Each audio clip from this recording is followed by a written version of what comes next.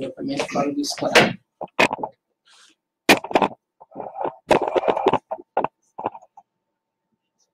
Beleza? Obrigado. Tá no ar já. Não foi nada, desculpa aí.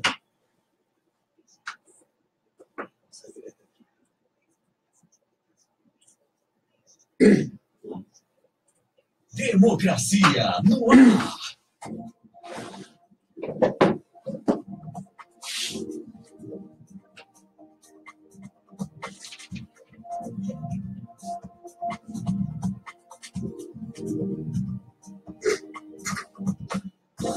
Olá, bom dia!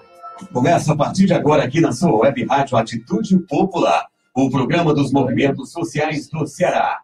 Democracia no ar. Agora são 10 horas, 1 minuto, com retransmissão pela web rádio classista da FEDRACE, Canudos FM 104,5 e Liberdade AM 1310 de Boa Viagem, Camponês FM 95,7 de Crateús e FM 25 de Maio 95,3 de Madalena. Assim formamos a partir de agora a Rede Cearense de Comunicação Popular para a transmissão das lutas e ideias dos movimentos sociais do Ceará. Democracia no Ar é um programa idealizado pelo movimento Democracia Participativa, que em sua fanpage aí no Facebook retransmite a partir de agora também esse programa ao vivo, ok? O programa tem produção, apresentação, todo o conteúdo dele, Márcio Rodrigues. Abertura técnica e intervenções comigo, Jonathan Neto. Temos o apoio cultural da AFBNB, Sintaf, Mova-se, Sinfarce, o Show Advogados Associados e Sintigrace. Convido ele a fazer a abertura oficial desse programa Democracia no Ar. Márcio Rodrigues, bom dia! Bom dia, Jonathan Neto. Obrigado, Jonathan Neto. Amigos ouvintes, estamos começando Democracia no Ar pela sua web rádio Atitude Popular, um espaço dos movimentos sociais do Ceará. Obrigado pela audiência e pelo apoio da AFBNB, Mova-se, Sintigrace, Sinfarce, Sintaf e o Shoa Advogados Associados. Estamos em rede de comunicação popular, via rádio e também no ar, ao vivo na página do Facebook Democracia Participativa Ceará. Afinal, Democracia no Ar é um espaço para dar vez e voz aos esquecidos e criminalizados pelos meios de comunicação tradicionais aqui, os sindicatos e as organizações em defesa do meio ambiente, os movimentos por direitos humanos e os defensores dos direitos difusos serão ouvidos e poderão se manifestar de maneira livre e independente. Ouvir representantes de minorias e ampliar a voz de quem não possui um canal de comunicação. Entra no ar agora. Democracia no ar. Na edição de hoje, nós vamos receber o Eriston Ferreira, ele que é vice-presidente do Sindiforte, o Sindicato dos Servidores Públicos Municipais do município de Fortaleza. Bom dia, Eriston. Bom dia aos ouvintes da rádio, aos telespectadores, estamos ao vivo aqui. Telespectadores aí da web, agradeço o convite. Bom, nós que agradecemos a sua presença. O Eriston, ele é pedagogo, ele também está fazendo um curso na UFC sobre políticas públicas, e ele já está há 15 anos atuando como servidor público municipal, atua na AMC, o órgão que fiscaliza o trânsito aqui no município de Fortaleza, e nós estamos aqui para conversar e discutir as questões mais ligadas a como, né, o Sindiforte enxerga essas mudanças realizadas pelo Congresso Nacional na legislação trabalhista, que vem sendo discutidas desde o final do ano passado ou desde o golpe de Estado que aconteceu em 2016, no dia 31 de agosto de 2016, quando foi defenestrada do poder a então presidenta Dilma Rousseff por um golpe de Estado, um golpe parlamentar, midiático e jurídico, sem ter cometido nenhum crime, né, grave. Ela perdeu o mandato por força de uma reunião de uma cleptocracia que assumiu o Brasil, né, comandada aí por Michel Temer e com um apoio irrestrito do PSDB, né, que se uniu à parte mais podre do PMDB e deu um golpe de Estado juntamente com as bancadas aí da Bíblia, da Bala e do boi, né? Interessante essas bancadas, né? De fato, nós estamos vivendo no nosso país um marco, né? Um momento daqueles que vai ficar marcado na nossa história, esse golpe de Estado, como você falou, que está trazendo repercussões desastrosas para a classe trabalhadora, e são ataques fortíssimos, né? Nós estamos retrocedendo aí questão de mais de século, né? Mais de um século retrocedemos em direito, retrocedemos em condições de trabalho, políticas voltadas para o trabalhador, e tudo isso em nome de um golpe de um presidente que se sustenta aí sustentado pelo capital, pelo neoliberalismo, que tenta aí, né, é um termo que até eu venho utilizando, não existe, mas num processo de chinalização do nosso trabalhador, né, querendo colocar como se fosse moderno, né, com o discurso de modernizar, transformar o trabalho no Brasil num processo como hoje acontece na China, que é um processo que a gente sabe que é muito atrasado, de exploração, né, carga horária de trabalho altíssima, remuneração baixíssima. Então, nós estamos desmodernizando o nosso país, porque a gente sabe que, tanto em todos os setores econômicos, sociais, em todos os índices que, inclusive, organizações mundiais analisam, parte do processo de modernização de um país vem do trabalhador, né? Vem por essa mediação, né? Esse crescimento harmônico da classe trabalhadora, junto com a classe patronal, e é o que a gente não vê, né? Infelizmente, esse golpe de Estado veio para concretizar, pôr em prática essa política, e é preciso aí ainda dar tempo que a gente possa evitar e tentar avançar, retomar o espaço que a gente perdeu.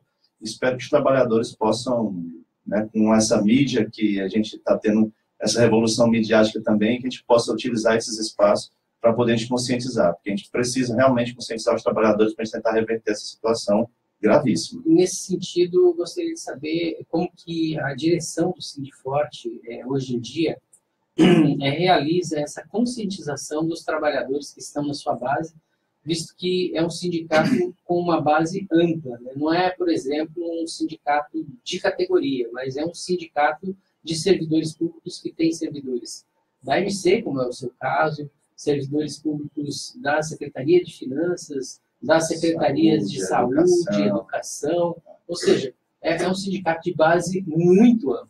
Exatamente, né? Hoje nós temos aproximadamente 15 mil filiados no Sindiforte, deles de diversas categorias, seja guarda municipal, né, questão da área da segurança, enfermeiros, médicos da área da saúde, professores na área da educação, trânsito. De fato, é um universo muito grande que a gente tem para abranger. E aí eu te digo, Márcio, que o Sindiforte, diante de toda essa conjuntura e esse ataque que o governo federal vem trazer, não só para os trabalhadores, mas também para os sindicatos que representam esses trabalhadores, né? A gente sabe que a ideia deles agora é enfraquecer o trabalhador, enfraquece os sindicatos que representam os trabalhadores. E nessa conjuntura o Sindiforte sente, porque faz parte de um conjunto de sindicatos, mas também se sente bem localizado, porque, na verdade, essa conscientização de base é uma prática que já vem sendo utilizada pelo Sindiforte já há muito tempo, né? Então, a gente realiza diariamente visitas em nossas bases, né? Nós temos uma equipe de 21 diretores e todos os dias esses diretores, todos são cedidos, né, do seu trabalho, né, na prefeitura, e esse trabalho é realizado diariamente, né, no intuito não só de tratar das pautas locais e específicas das categorias, mas também de trazer essa conjuntura nacional e no que esses ataques interferem no nosso dia a dia também como servidor público, né? Por exemplo, a Previdência, se passar essa reforma previdenciária, vai atacar diretamente o servidor. A reforma trabalhista, as pessoas pensam, mas eu sou servidor público, né, estou garantido, mas na verdade muita legislação específica dos estatutários dos servidores, o STF utiliza a CLT como um parâmetro de comparação nos seus julgamentos, então interfere bastante. E a gente sabe que é um ensaio para que depois venham os ataques nos servidores, né? O político, né, o Congresso, lá, esse capital, ele utiliza disso, ele divide. Não, vamos atacar aqui a CLT, o servidor não mexe. Aí depois ataca o servidor, o pessoal que é seletista não vai lutar junto. Quando a gente sabe que, na verdade, é um ataque geral ao trabalhador, né? Todas as classes, não importa se é servidor, se não é, todo mundo faz o mundo do trabalho. Para a gente poder ser bastante pedagógico, né? Para aqueles que estão nos ouvindo agora, para que as pessoas possam compreender de maneira efetiva, muita gente diz que não mexeu com o trabalhador do serviço público, essa alteração na CLT que ocorreu agora com a aprovação da reforma trabalhista. Até que ponto isso é verdade, Edson? Na verdade é que isso não é verdade, né? Como eu te falei, né? Por exemplo, muita legislação estatutária exige regulamentação. Só um exemplo aqui, a lei de greve. A lei de greve, a lei federal, ela exige uma regulamentação dentro das esferas administrativas, municipal, estadual e federal. Quando não existe essa regulamentação, como não existe no caso do município de Fortaleza, há uma convenção nos tribunais de que, enquanto não existe a regulamentação local, utiliza-se a regulamentação da CLT, né, da iniciativa privada. Então, a partir do momento em que você mexe, todo esse campo que não está abrangido pelos estatutos é utilizado pelo judiciário como um parâmetro a CLT. Então, tudo isso se perde. E como eu falei também, é um ensaio, e a gente já sabe que existem muitos projetos de leis que tentam aí tirar essa estabilidade, essa situação, digamos assim, mais garantidora do servidor público, de que eles estão fazendo esse ensaio para também reduzir esses direitos, né? E muitas pessoas colocam assim, não, o servidor público de carreira, né, o concursado, mas a gente sabe que hoje a grande maioria dos servidores concentram numa regional, trabalhador terceirizado. Então, não deixa de ser servidor público, está ali servindo, trabalhando num órgão público, prestando um serviço público, mas está sendo atacado também por todas essas medidas do trabalho, né? Então, quando a gente está colocando aqui o servidor público, não estou colocando apenas na condição de trabalhador, mas de uma pessoa que está prestando um serviço à população. Então, tudo isso reflete na sociedade diretamente, né? Sem contar, e aí, os filhos e as futuras gerações, né? Os filhos dos servidores, né? Os netos, que serão vítimas, estão sendo vítimas e serão os principais prejudicados com essas reformas, porque essa história de que vai gerar mais emprego é conversa. Então, estamos indo para um enforcamento social do mundo do trabalho muito grande que meus filhos, os filhos dos servidores, os netos vão sofrer esse impacto diretamente. Para a gente poder entender também a grande complexidade do que significa o Sindifort, seria importante a gente citar aqui algumas categorias, ou todas, né? Agentes de saúde de endemias, a AMC, trânsito, educação, professores, a Enlurb, né, que são os garis, a Guarda Municipal, o IPM, né, que é o Instituto de Previdência do Município, a saúde, por meio do SAMU, que atende também o municipal, tem o estadual, mas também tem... São várias categorias. E, dentre todas essas, temos também o pessoal da usina de asfalto, né? Que são trabalhadores específicos de uma empresa que pertence ao município. E que é a luta mais próxima que a gente pode discutir aqui, Edson. Porque a Prefeitura Municipal decidiu que isso não é interessante para o município, né? É lamentável. E está pegando essa usina do asfalto e vai privatizar, é isso? Hoje, ou vai fechar simplesmente? Vai fechar simplesmente, é a proposta da Prefeitura, né? A gente tem a usina de asfalto, um órgão de mais de 35 anos, com servidores já experientes, que faz um serviço de excelência na cidade, de muita tecnologia, inclusive. Os serviços que são prestados por esses servidores, você pode analisar, é um serviço duradouro, é um serviço com propriedade. E hoje, a Fortaleza, você tem dois viés, né? Tem a empresa terceirizada e tem a usina. Várias áreas, né? E tem discutir isso daqui a pouco também, né? E tem a usina de asfalto, né, que é municipal, que são dos servidores. Geralmente a prefeitura coloca para essas empresas terceirizadas, né, aqueles recapeamentos, tapa-buraco, que não serve de nada, assim que cai a primeira chuva, cai, né? E o servidor que produz o asfalto lá na usina de asfalto, ele, quando cumpre a ordem de serviço, ele cumpre a risca do que vem um projeto, né, da prefeitura, do engenheiro, do arquiteto.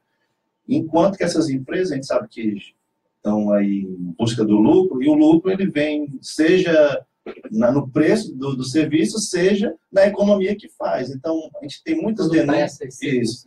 Então, a gente tem muitas denúncias de que uma manta asfáltica que deve ter 7 centímetros, ele faz com 4, faz com 3, aí economiza no volume de asfalto, que gera o lucro para eles também. Então, assim, a garantia que muitas pessoas atacam o serviço público, né, dizendo que é Marajá, mas na verdade ali são servidores que recebem salário de menos de R$2.000, né, que vão trabalhar de bicicleta, mas quando vai prestar o serviço público, presta de forma com qualidade, com excelência, né, é uma coisa que, se tiver algum problema no contrato, não tem problema, a usina de asfalto supre a falta de contrato, então é um erro da prefeitura o fim da usina de asfalto. Fora a responsabilidade social que o servidor público tem, e como contraponto em relação a tudo isso que você falou, o lucro, né, independe da qualidade do serviço que você vai prestar, né, em relação àquele prestador de serviço que é contratado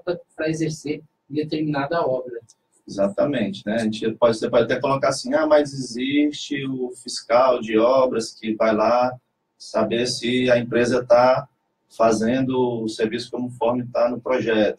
Mas o fiscal não tem como estar em todos os lugares ao mesmo tempo, né? Existe uma carência muito grande de servidor no município de Fortaleza que impede que esses processos sejam acompanhados integralmente, né? Enquanto que você fazendo isso por meio de servidores públicos, até uma fiscalização desnecessária, porque não tem por que fazer ruim, né? O trabalho dele faz por excelência. O asfalto é produzido na empresa pública, o asfalto é colocado nas vias pela empresa pública, que quer fazer a coisa direito, né? O seu trabalho ali, que você começou a trabalhar ali, onde você vai se aposentar. Então, existe uma qualidade, uma excelência na usina de asfalto, que a prefeitura está abrindo mão em nome de uma terceirização que é sem controle. A gente sabe, é uma empresa que visa lucro, é uma empresa que não está preocupada com o bem-estar social, é uma empresa capitalista, né? É uma empresa que vai tentar buscar o lucro de todas as formas. E você sabe que não só no município de Fortaleza, no estado, esses processos de contratação, eles geram muitos problemas, né? Muitos impactos. Então, quem garante que no momento de atraso de contrato, num atraso de pagamento de contrato, né, qual a qualidade de serviço será prestada por essa empresa? Nesse sentido, inclusive, vocês vão realizar agora no dia 16 uma assembleia a partir das 7h30 da manhã, lá na sede da usina mesmo, com todos os servidores da usina de asfalto. E eles são contratados por meio são estatutários, são concursados, são estatutários. Quantos são os trabalhadores? Uma das preocupações. Hoje nós temos lá em torno de 100, né, servidores de carreira que ainda estão na ativa. Era um universo muito maior, mas hoje nós estamos vivendo o fim de um processo de depreciação da usina de asfalto, né? Nós havia 2 usinas funcionando, hoje só tem uma. Não se tem concurso, desde a Constituição de 88 não existe concurso para a usina de asfalto. Então, esses servidores que estão aí são aqueles que fundaram a usina, que que tem uma história muito longa de construir a manta asfáltica de nossa cidade. Então, onde você pisar hoje, nos asfaltos de Fortaleza, você está ali pisando na história desses servidores, né, do trabalho desses servidores, que dentro desse processo, que a gente está ainda numa luta para tentar impedir e conscientizar a prefeitura da importância da manutenção da fábrica e da usina de asfalto, mas também dentro desse processo tentando resgatar a dignidade desse servidor. E como é que você tem um servidor que já está há 35 anos fazendo um serviço, não está em um tempo de se aposentar ainda, aí a prefeitura vai simplesmente jogar ele dentro de uma secretaria, fazendo outro tipo de atividade. Então, toda essa discussão, essa demanda, essa pauta, o Sindiforte vem recebendo, né, dos trabalhadores, e tem que trabalhar essa preocupação. Né? Agora, no dia 2 de agosto, tivemos com esses trabalhadores lá na Câmara dos Vereadores, tentando ainda sensibilizar a Prefeitura de não tomar essa atitude, mas o martelo forte da Prefeitura na usina vem assim como no governo federal, né, com a atitude de traturar mesmo, rolo compressor, deixando poucas alternativas de negociação, né, de mediação. Na verdade, é uma imposição que a Prefeitura vem colocando para esses servidores e para a cidade, né, por consequência. Qual é a proposta do Sindiforte para a realocação desses trabalhadores? Pois é, a Prefeitura quer aposentar aqueles que já têm tempo, né, e a gente acha que não é assim. Né? O trabalhador, se ele se sentir ainda em condições de prestar o serviço, deve ficar até quando ele achar que deve, né? Até porque quando você se aposenta, a sua remuneração cai bastante. Então, é o caso também dos servidores? Sim, o caso deles também. Dos trabalhadores da usina. Né? Então, a gente, primeiramente, quer garantir que esse trabalhador, né, fique na usina. Se não der, existe a Secretaria de Finanças, ou de Infraestrutura, Secretaria de Infraestrutura, que tem serviços similares ao que esses trabalhadores exercem, e também um projeto de requalificação, que a Prefeitura possa, se for esse mesmo destino da usina de asfalto, que a Prefeitura já mostrou com todas as letras que é isso, mas se for, que pelo menos haja uma requalificação. Se ele vai exercer uma outra atividade similar, mas vamos qualificar ele, né, um processo de ambientação dentro de um novo órgão, porque lá na usina, você passa 35 anos, chegando ali na sua bicicletazinha, aí recebe lá a carga de asfalto no caminhão, aí vai para a rua. É um trabalho árduo, é um trabalho insalubre, mas a pessoa se acostumou com aquilo. Então, isso gera até problemas mesmo de estresse, né, de depressão, porque você aprendeu, viveu, cresceu fazendo aquilo. Aí agora você vai dirigir um carro, você vai trabalhar dentro de um escritório, né, o que vai ser feito desse trabalho? A vida vai mudar bastante. Estamos conversando com Eriston Ferreira, ele é servidor público municipal e vice-presidente do Sindiforte, Sindicato dos Servidores e Empregados Públicos do município de Fortaleza.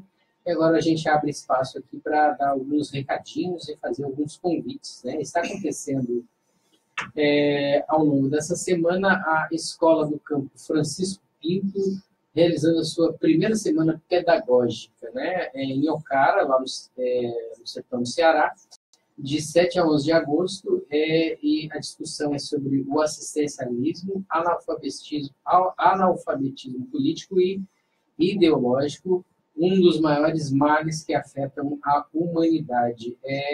Quem fala isso é a Francisca Pinto, que é a facilitadora dessa discussão. Essa aqui é uma das escolas do MST, no assentamento Antônio Conselheiro, lá em Ocara, no estado do Ceará. Está acontecendo ao longo dessa semana. Eu espero que esteja indo tudo bem. Né? Temos também aqui a segunda marcha pela terra dos povos indígenas do Ceará, que vai acontecer hoje, desculpa. Vamos lá. Hoje é 9 de agosto, vamos lá. A mobilização em defesa dos nossos direitos originários, né? O apoio é da ADELCO, CDPDH, Esplare União Europeia, né? A partir das 7h30 da manhã, lá na Praça Luiza Távora, o pessoal está reunido e está fazendo esse protesto lá. Se você puder ir participar, dar o seu apoio, é muito, muito importante. Amanhã, quinta-feira, dia 10, às 19 horas, na Câmara Municipal de Fortaleza, Rua Thompson Vulcão 830, no Patrulho Ribeiro, a convite da vereadora Eliana Gomes. Nós temos uma sessão solene em homenagem aos 35 anos da Federação de Entidades de Bairros e Favelas de Fortaleza. Vamos ter essa sessão solene na qual vamos ter muita discussão, porque o ataque aos direitos dos povos e aos direitos dos oprimidos está aí em pleno vapor aqui no Brasil, infelizmente, né, Edson? Infelizmente, né? E a gente tem aqui algumas notícias do dia também. Vamos a algumas notícias de hoje que a gente tem aqui nos sites que o programa acompanha com muita... Temos aqui o Conselho de Ética arquiva denúncia contra senadoras que ocuparam a mesa do Senado. O episódio que ocorreu durante a votação da reforma trabalhista reforça debate sobre desigualdade de gênero no parlamento. Por 12 votos a 2 e contando com apenas uma abstenção, o Conselho de Ética do Senado arquivou ontem, terça-feira, dia 8, a denúncia contra as 6 senadoras que ocuparam a mesa diretora da Casa no dia da votação final da reforma trabalhista. Cercado de polêmicas, o processo tem reforçado o debate sobre a desigualdade de gênero no parlamento. A denúncia por suposta quebra de decoro parlamentar foi apresentada pelo senador José Medeiros, do PSD do Mato Grosso, amigo do Blair Maggi, aquele produtor de cocaína, não, de cocaína não, ele só transporta cocaína. Produtor de soja, né? Com o apoio de outros 15 parlamentares contra as senadoras Fátima Bezerra, do PT do Rio Grande do Norte, Gleisi Hoffmann, do PT do Paraná, Vanessa Graziotin, do PCdoB do Amazonas, Regina Souza, do PT do Piauí, Lídice da Mata, do PSD da Bahia, e Ângela Portela, do PDT de Roraima. No dia 11 de julho, elas ocuparam a mesa diretora por pelo menos 6 horas em forma de protesto contra a reforma. O ato propelou a votação da matéria e intensificou o conflito com a base governista. No entanto, a reforma acabou sendo aprovada no final do dia. Na sequência, as parlamentares foram denunciadas ao Conselho de Ética. Elas foram denunciadas porque elas ocuparam durante 6 horas a mesa do Senado, né? Um ato de coragem. Pois é. Como a gente faz nas ruas, né? O trabalhador precisa, os trabalhadores precisam ocupar as ruas. Né? Eu estava conversando, né? A gente vive uma sociedade, né, que até para os teóricos, né, Thomas Hobbes aí, que coloca essa questão do Estado de Direito, né, onde o povo aceita perder sua liberdade para poder ter o Estado como seu protetor. A gente está perdendo isso totalmente. Né? Que Estado nós estamos vivendo hoje? Porque segurança você não tem na rua nenhuma, você não sabe mais, você sai de casa e não sabe quando volta. Índice de assassinato cada vez maior. Então, o crime ocupando o espaço que o Estado está deixando no vácuo. Isso no Rio de Janeiro e aqui também no resto do Brasil. Então, onde tem ausência de Estado, os crimes organizados estão assumindo um Estado paralelo. E isso daí é onde nós vamos chegar no nosso país, né? Os nossos parlamentares usando dinheiro público para comprar voto, para negociar, aumentando os impostos porque não tem mais dinheiro para comprar deputado, para as votações que tem no futuro. Então, o que é que a gente está vivendo, né? Que sociedade é essa que a gente está vendo? É preciso o povo se conscientizar que a única forma de reverter isso é ir para as ruas e romper com essa questão da legalidade. Não estou dizendo aqui que a gente deve ir para o anarquismo e para o crime, né? E praticar crime. Mas tem certas leis que foram criadas para reprimir o movimento social. Essa lei do terrorismo aí que a Dilma colocou, você bloquear uma rua, isso não é crime, isso é ação social, isso é mobilização, isso é resistência, é atitude, que é o instrumento que o povo tem para mostrar que não está satisfeito com o que está acontecendo com o futuro do nosso país. Agora a gente faz um breve intervalo, são 10 horas e 29 minutos, hoje é dia 9 de agosto de 2017, estamos recebendo o dirigente do Sindiforte, o vice-presidente do Sindiforte, Eriston Lima Ferreira, que é pedagogo e é estudante de políticas públicas da UFC e está atuando aqui na MC há 15 anos. Agora com o Coelho, o homem da voz de ouro da Atitude Popular, ele mesmo, Jonathan Neto. Seja bem-vindo! Democracia no ar! Olá, bom dia. 10 horas 30 minutos, você está conferindo, ouvindo o programa Democracia no Ar, que é um espaço dos movimentos sociais do Ceará. Temos o apoio cultural da AFBNB, Mova-se, Citaf, Cifarce, o Show Advogados Associados e Sintigrace. Estamos ao vivo nas emissoras Atitude Popular, Web Rádio Classista, Liberdade AM de Boa Viagem, Camponês FM de Crateús e 25 de Maio FM de Madalena. Logo mais, a Canudos FM, aí no decorrer da sua programação local, vai reprisar o programa aí na íntegra. Estamos ao vivo também na página Democracia Participativa CE no Facebook. O programa Democracia no Ar é uma realização do movimento Democracia Participativa. Viu? Foi rapidinho. Obrigado pela sua sintonia. Para você que está chegando agora aí no Facebook ou nas rádios retransmissoras, o nosso bom dia e curta aí com certeza a segunda parte do programa que está começando a partir de agora com o Márcio Rodrigues e convidado. Com você, Márcio. Obrigado, Jonathan Neto. Estamos voltando aqui para passar mais alguns recadinhos, agora no dia 12 de agosto, das 15 às 21 horas, na pracinha do Conjunto Palmeiras. Vamos ter móveis e decorações, a Expo Pneu Massa. É isso mesmo. Alguma coisa bem interessante, que é uma forma de você tirar do meio ambiente determinados produtos e transformá-los em algo que vai embelezar a casa de você, dar algum tipo de conforto para você, né? Reciclagem, né? E em homenagem àquilo que aconteceu em Salvador, na Bahia, na última segunda-feira à noite, Edson, eu vou ler uma poesia aqui. O Lamento do Pinto, né? Poderia virar pintinho, gemada, sal, caloria, servido cedo à mesa, distribuindo alegria. Mas, ó, que triste destino, fui acabar sem glória, me esborrachando na testa desse tal de João Dória.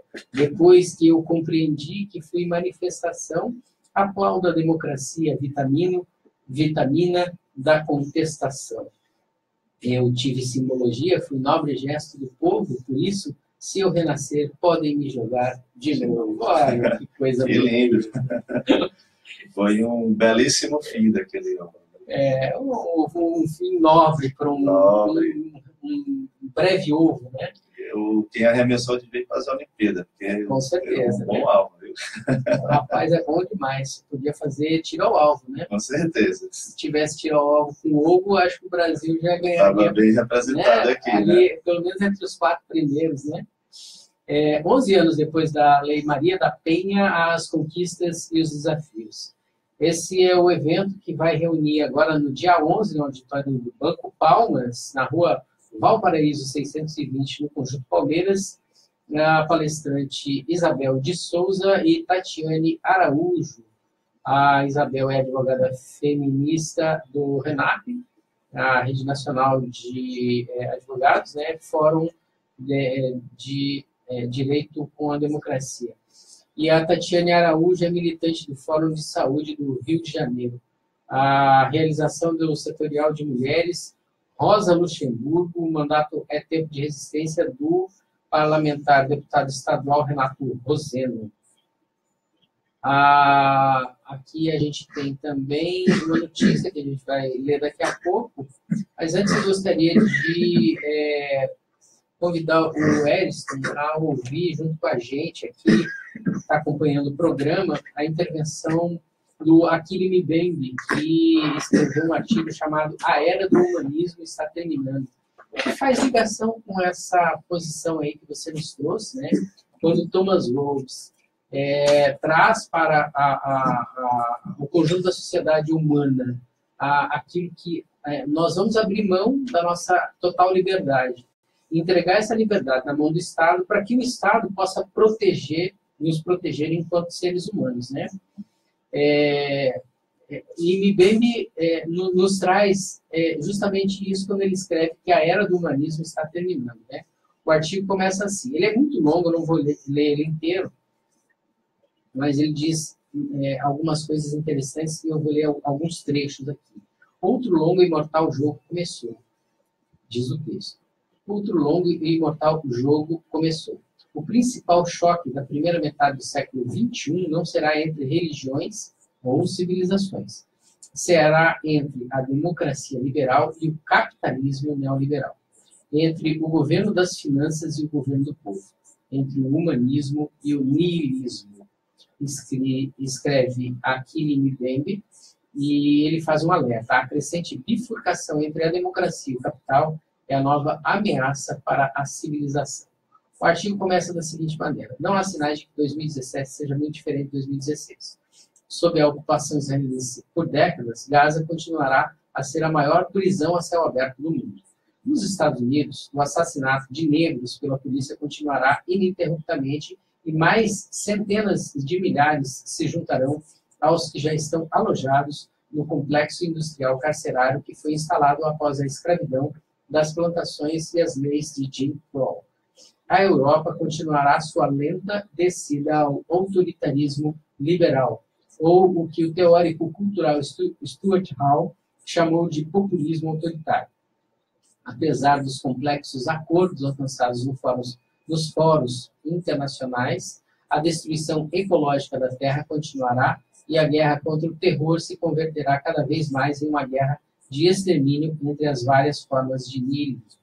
As desigualdades continuarão a crescer em todo o mundo, mas longe de alimentar um ciclo renovado de lutas de classe, os conflitos sociais tomarão cada vez mais a forma de racismo, ultranacionalismo, sexismo, rivalidades étnicas e religiosas, xenofobia, homofobia e outras paixões mortais. A difamação de virtudes como o cuidado, a compaixão e a generosidade vai de mãos dadas com a crença, especialmente entre os pobres, de que ganhar é a única coisa que importa e de que ganhar por qualquer meio necessário é, em última instância, a coisa certa. Ou seja, o artigo ele vai muito além e aqui a gente não tem o tempo necessário para discutir isso, até mesmo porque temos temas mais candentes e mais próximos da gente aqui. Mas serve para a gente poder ter algum tipo de reflexão a respeito do caminho que nós estamos seguindo enquanto sociedade. Até um pouco, né, o propósito que foi colocado, né, nesse sentido de o Estado, né, de nos entregar ao Estado, aos cuidados do Estado. Na verdade, ele quis colocar isso como um meio da gente sair daquele estado de natureza, onde havia uma mais forte destruir o mais fraco, que poderia matar um ao outro sem problema nenhum, né? Aquele estado mesmo de selva, né? Mas, na verdade, isso está acontecendo dentro do capitalismo. Hoje, a banalização do crime, a banalização, a perda dos valores morais, sociais, né, pela vida, a individualização do povo, se eu estou bem, eu quero que os outros, né? O pensamento capitalista de hoje é isso, é a competitividade. Se eu estou bem, eu quero que o outro se lasque. Na verdade, não, o Estado deveria combater esse pensamento, né? Deveria ter um pensamento coletivo. Tem que estar voltando para o estado de natureza de Hobbes, que é o estado de competitividade, do mais forte sobrevive, e aí pode não ser diretamente na luta armada, mas isso acontece quando eu pego os recursos para mim e deixo os outros morrer de fome. Então é só de uma forma diferente, né? Que o propósito do capitalismo é isso, sustenta das desigualdades sociais. Então a gente está perdendo isso e é um fenômeno, como o cientista falou, global, né? Achille Mbembe. Vou ler esse artigo todo. Eu vou postar, inclusive, aqui na nossa entrevista, nas redes sociais. Nós estamos aqui ao vivo na nossa página do Facebook. E a gente até tem aqui algumas intervenções. A Beth Silva, que eu acho que é a nossa mais fiel seguidora aqui do programa, ela coloca o seguinte, né? Você acha que os sindicatos estão retomando sua força na defesa dos trabalhadores? Essa é uma pergunta que ela coloca aqui, que eu repasso para o nosso convidado, o Eriston Lima Ferreira. Acho que um grande fenômeno, né, uma grande coisa que a gente pode observar no primeiro semestre, né, que eu achei extremamente importante, apesar de divergências ideológicas que existem entre entidades sindicais e centrais, foi essa unificação, né, que houve de praticamente todas as centrais sindicais no intuito de construir a greve geral do dia 28 de abril, do dia 30 de de junho não tivemos todas, mas a grande maioria ainda participou. Então, foi algo que a necessidade do momento exigiu e que foi abraçado por essas centrais sindicais, e muitos sindicatos que há muito tempo não dialogavam se unificaram por entender que realmente a pauta exigia, né? Acho que no dia 28 de abril tivemos uma participação maciça da cidade e do país, né? E que é um caminho que não se pode perder, não se pode perder. Esse ataque que o governo federal está colocando e agora está tentando retomar com a questão do imposto sindical, eu acho que houve um grande pecado do mundo sindical, né, de 2002 para cá, né, de uns tempos para cá, que foi deixar de formar sua base, conscientização de base. Né? Eu estou colocando assim, apesar de eu dizer que o Sindiforte cumpre esse papel, e a gente nunca deixou de cumprir, né? Por isso que eu coloquei que a gente está bem nesse sentido, mas a gente faz parte de um universo sindical que a gente não pode dizer que está fora, né? O mundo sindical como um todo, eu estou falando aqui. E isso deixou de ser feito durante muito tempo, e é preciso que os sindicatos agora venham a fazer esse trabalho de conscientização. Né? O governo ataca os sindicatos, o governo ataca as escolas, que eram outros formadores de opinião, tentando aí acabar com as disciplinas, né? Ou diminuir a importância das disciplinas como filosofia dentro da escola, e são justamente essas disciplinas, é justamente o sindicato que tem condição de trazer esse diálogo para a sociedade, de mostrar quais são os artifícios que o governo federal, que o capitalismo como um todo vem tomando no intuito de escravizar de fato mesmo, retomar a escravidão, de retomar a barbárie social e de fugir das suas responsabilidades. Não estou fazendo o que está na lei, estou fazendo, né, eu estou comprando aqui um bocado de voto, mas é o que está na lei, não tem nada que diga que é ilegal isso. E aí esquece dos princípios constitucionais, né, o princípio da moralidade, o princípio da transparência, todos aqueles princípios que devem conduzir as ações do serviço público, e aí destrói tudo, rasga a Constituição, rasga tudo, a moralidade é lá embaixo, não existe, né? Canalice no Congresso Federal, a gente não pode aceitar, as pessoas não podem ver isso como normal, as pessoas não podem ver isso como algo natural, é preciso a gente reagir, é preciso que o Brasil possa dar essa resposta a toda essa desgraça que está acontecendo ali dentro, porque se a gente deixar isso passar em branco, vai ser daí para pior. O que a gente não pode deixar passar em branco, Wellington, é discutir sobre uma questão que atinge a todos os sindicatos que têm representação no serviço público, que é a questão da terceirização. Hoje em dia, infelizmente, a gente está vendo aí o serviço público ser ocupado, né, em grande parte, por empresas terceirizadas. Aí vai da atividade meio, que é a questão que já está liberada há bem mais de uma década, né? Eu diria que já tem uma decisão do Supremo que é muito antiga nesse sentido, e que libera a atividade meio para que seja exercida por qualquer terceirizado, mas no final do ano passado a gente teve o golpe de misericórdia em todos os trabalhadores, liberando para todas as atividades, a partir de uma lei aprovada no Congresso Nacional, o exercício da terceirização, ou seja, isso influencia também o servidor público? Demais, né? Eu diria mais, não influencia só o servidor público, ele influencia a população diretamente, né? Que a terceirização ela tem dois fenômenos diferentes, quando é na iniciativa privada e quando é no serviço público. No serviço público, ele tem, vamos colocar aqui algumas consequências. Primeiro delas que eu acho a mais imoral. Se você for andar em qualquer órgão público aqui de Fortaleza, você vai ver que a grande maioria das salas são terceirizadas. Você vai perguntar para esse trabalhador, você foi indicado por quem? Aí ele vai dizer, não, fui indicado pelo vereador tal, fui indicado pelo secretário X, fui indicado, pelo ou seja, comissionado não sei das quantas. Você já viu no Cine ou em qualquer nos classificados do jornal, procura-se auxiliar administrativo para trabalhar no serviço público com terceiriado? Não existe. Qual o processo de seleção dessa pessoa? Indicação. Então, aí você já perde totalmente a questão de qualificação. Porque você vai porque é amigo do vereador, do secretário. Você não vai pela sua qualificação, você não vai pela sua...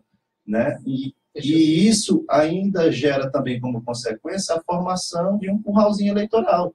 Porque se aquele camarada quiser continuar ali com seu emprego, é preciso que a pessoa que ele indicou seja reeleita. Então, ele vai trabalhar o que puder na campanha eleitoral para reeleger o seu vereador, o secretário a qual ele foi indicado lá, o candidato a qual indicou o secretário, tem toda uma cadeia de indicação dentro do município que isso gera um impacto social muito grande, porque essa pessoa que vai estar lá na ponta atendendo o munícipe, né? Que tipo de consequências isso traz para um serviço que é prestado para o conjunto da sociedade? Qualidade, né? Qualidade, compromisso, né? Você está ali, você chega no... né? Eu vivencio isso no meu cotidiano. Então, você chega lá, digamos que o servidor público ele está ali garantido pela lei a sua estabilidade, mas existe, não é que o servidor não possa ser demitido, não. Existe sindicância, processo administrativo, existe várias penalidades e o servidor público quer que o seu órgão cresça, que o seu órgão seja o melhor e é quem faz a sequência do trabalho, né? Agora, o terceirizado que está indicado por um vereador, ele bate no peito e diz, eu vou trabalhar, né? Tem muitos que são assim, não vou dizer que todos, né? Não vou radicalizar aqui, existem pessoas comprometidas, existem, mas aqueles que ocupam os cargos mais elevados de chefia, esses daí, eu estou aqui indicado pelo meu vereador, meu filho, estou nem aí porque você faz. Aí vai o servidor, faz o trabalho, e se o servidor for bater de frente com ele, é o servidor que se lasca, porque o vereador é da base aliada do prefeito, tem condição de prejudicar o servidor de alguma forma. Então, isso gera um descompasso, uma descontinuidade, existe um controle da qualidade mesmo do serviço prestado, é completamente diferente. E ainda um outro fator que é divergente do que acontece na iniciativa privada, é que enquanto na iniciativa privada o chefe, né, o dono da empresa, vai procurar o contrato mais em conta, o mais barato, que vai trazer mais benefício para a sua empresa, porque o da iniciativa privada quer lucro. No serviço público, não. No serviço público, você vai contratar aquela empresa que vai te dar mais retorno, e aí o preço não importa, né? O dinheiro público é gasto. Se você for olhar os contratos de terceirização da prefeitura, o que é pago para um trabalhador é 4, 5 vezes mais do que é o salário dele. Se você levar em consideração que os impostos trabalhistas são em torno de 67%, então, se eu estou pagando 4 vezes o salário, a empresa está ganhando 2,5 vezes o salário daquele camarada como lucro líquido. E qual o custo que essa empresa tem? É praticamente zero, é setor pessoal, né? Esses trabalhadores são muitos deles são altamente explorados, né? Eu conheço uma pessoa que é vigilante contratada da prefeitura, né? Então, uma empresa prestando serviço para a prefeitura, está há 3 anos sem ter férias. 3 anos sem ter férias. Rapaz, como é que tu não vai na delegacia do trabalho, não denuncia? Como é que... Não, se eu for, eu estou fora. Se eu for denunciar, eu estou fora. Né? Então, é uma situação, uma realidade triste que a terceirização impõe para esses trabalhadores, e é isso que o governo federal está promovendo agora amplamente. Com essa aprovação da lei da terceirização, qual o risco de a gente ter no serviço público municipal de Fortaleza uma maior parte de servidores terceirizados e uma menor parte de servidores públicos? Eu acho que isso já está perto de acontecer, né? Acho que hoje nós temos em torno de 32 mil servidores de carreira, e terceirização, o último dado já estava com em torno de 20 mil. Né? Hoje, só um exemplo, lá na MC foi colocado aquela empresa Via Livre para poder fazer um serviço só de operação, um contrato de 52 milhões e meio, tá, para contratar aí agências de trânsito pelo mesmo período, que era de 18 meses aí, que faz um serviço muito mais completo. Por qual valor? Um agente de trânsito hoje custa para a prefeitura em torno de 4 mil. Se você dividir 52 milhões... Então, tem que multiplicar por 12, né? Se você dividir 52 milhões e meio por 4 mil, aí divide depois por 18, que é o período do contrato, você vai ver que passa do efetivo que hoje a MC já tem. E digo mais, assim, agora, né, antigamente, só colocando aqui como um exemplo, você ia para um jogo, uma operação de jogo lá no Castelão, aí os agentes iam, fazia toda a segurança ao entorno do estádio, e o que a MC está propondo agora é que se o administrador do estádio quiser que ele contrate agora esses operadores, uma empresa de operador de trânsito privado. E os agentes ficariam só acompanhando esse serviço, né? Então, assim, na verdade, alguns tipos de serviço, né, como, por exemplo, agente de trânsito, guarda municipal, a própria polícia, não pode ser terceirizado, porque exerce poder de polícia. Você pode terceirizar um serviço, mas você não pode terceirizar o poder de polícia do Estado. A partir do momento em que um agente de trânsito dá uma ordem de parada, se não for cumprido, ele pode ser autuado, mas só quem pode fazer isso é quem tem poder de polícia, que emana do Estado. Não pode ser terceirizado. Tem que ser um servidor público de carreira, não pode ser terceirizado. Mas já, em nome dessa liberação da terceirização, agora os gestores estão querendo fazer de tudo. Daqui a pouco vão terceirizar o prefeito também. E qual é a justificativa da prefeitura de ter um volume tão grande assim de terceirizados? Aí você, mais ou menos nessa linha que eu te falei, né? Servidor público é quem luta, é quem faz mobilização, é quem conhece internamente e faz a oposição, muitas vezes maior até do que as bancadas de vereador de oposição. Então, para o governo, servidor público é problema. Servidor público, para a liberdade que eu quero fazer, servidor público é problema. Terceirizado não, terceirizado eu formo meu curralzinho eleitoral, o terceirizado, os contratos, né, os donos dos contratos, quando era a minha campanha, financia a minha campanha. Então, existe uma série de vantagens para o gestor que não pensa na sociedade, preferir a terceirização do que o serviço público. Qual é a solução que a gente pode encontrar para a sociedade, para a gente poder chegar a algum ponto de algo que efetivamente contemple, né, as necessidades do conjunto da sociedade em relação aos servidores públicos municipais? Mais uma vez, a gente cai no campo da conscientização, né? A gente tem hoje um processo de criminalização muito grande do servidor público, né?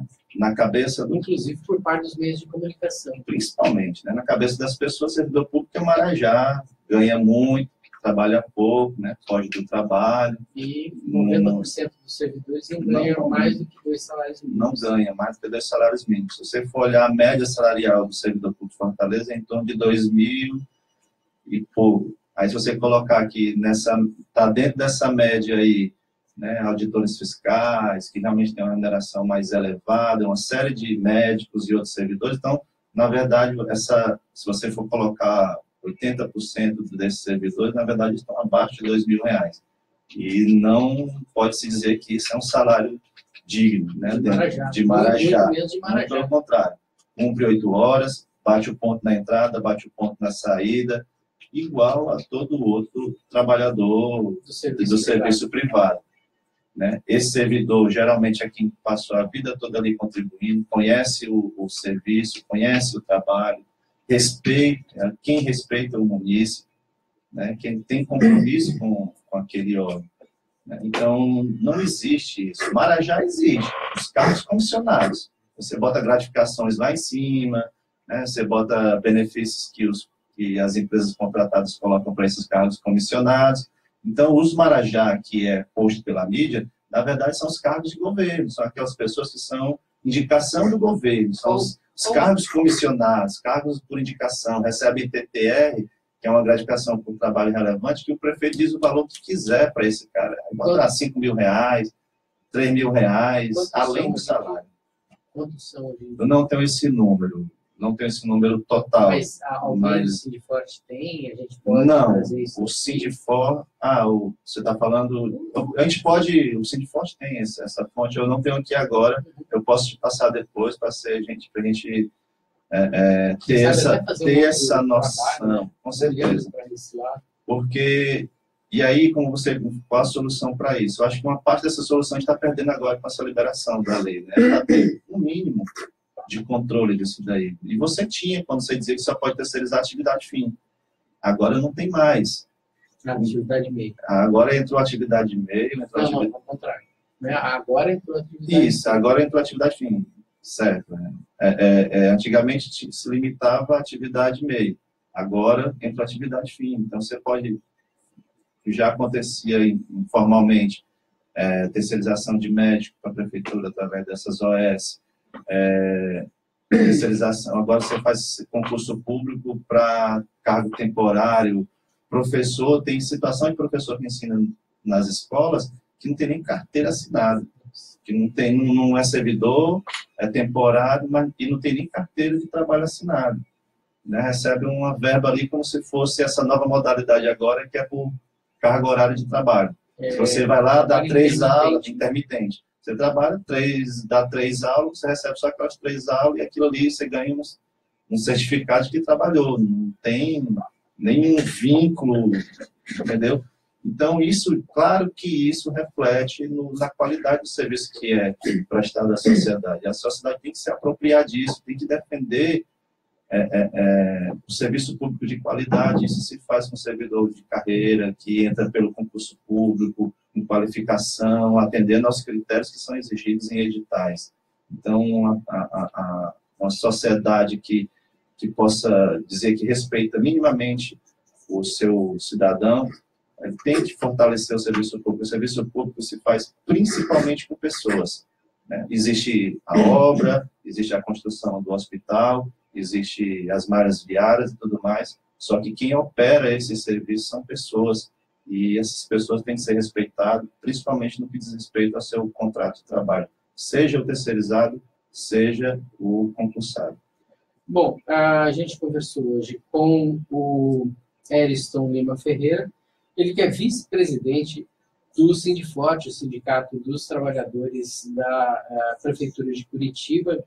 A gente não pode encerrar o programa de hoje sem ler uma matéria que é chocante. A Justiça suspende a ação contra a Samarco e 22 réus por desastre em Mariana. A Justiça Federal em Ponte Nova, Minas Gerais, suspendeu a ação criminal que tornou em réus 22 pessoas, além das empresas Vale, Samarco e BHP Billiton e VOC Brasil. No processo referente ao rompimento da barragem do Fundão em Mariana, em novembro de 2015, tragédia considerada o maior desastre ambiental do Brasil. Deixou 19 mortos e afetou mais de 40 cidades.